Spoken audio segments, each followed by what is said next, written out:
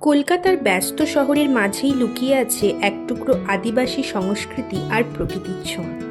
আজ আমরা এসেছি নিউ টাউনের ধামসা ট্রাইবাল রেস্টুরেন্টে, যেখানে শুধু খাবার নয়, প্রতিটি কোনায় কোনায় মিশে আছে বাংলার আদিবাসী ঐতিহ্যের গল্প। রেস্টুরেন্টে ঢুকতেই যেটা চোখে পড়বে সেটা হলো মাটির শিল্পকলা, বাঁশের সাজসজ্জা আর গ্রাম বাংলার আবহ।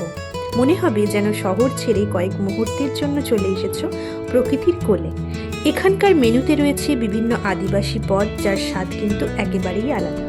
ঐতিহ্যবাহী মশলার ব্যবহার আর রান্নার নিজস্ব পদ্ধতি প্রতিটি খাবারকেই কিন্তু এক অন্যরকম স্বাদের করে তুলেছে।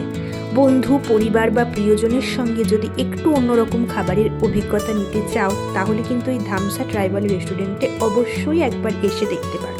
তো প্রথমেই যেটা আমরা ট্রাই করেছিলাম সেটা হলো এখানকার হাজারদুয়ারি শরবত। তারপর আমরা মেনুতে রেখেছিলাম বাঁশপোড়া বিরিয়ানি, যেটা কিন্তু ছিল বাঁশপোড়া চিকেন আর বাঁশপোড়া মাটন।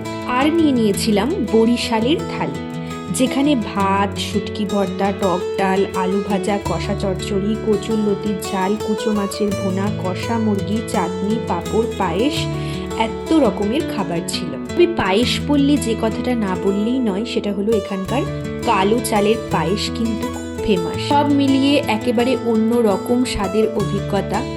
কলকাতায় বসেই আদিবাসী রান্নার আসল স্বাদ পেতে চাইলে ধামসা ট্রাইবাল রেস্টুরেন্ট অবশ্যই সবার তালিকায় থাকা দরকার।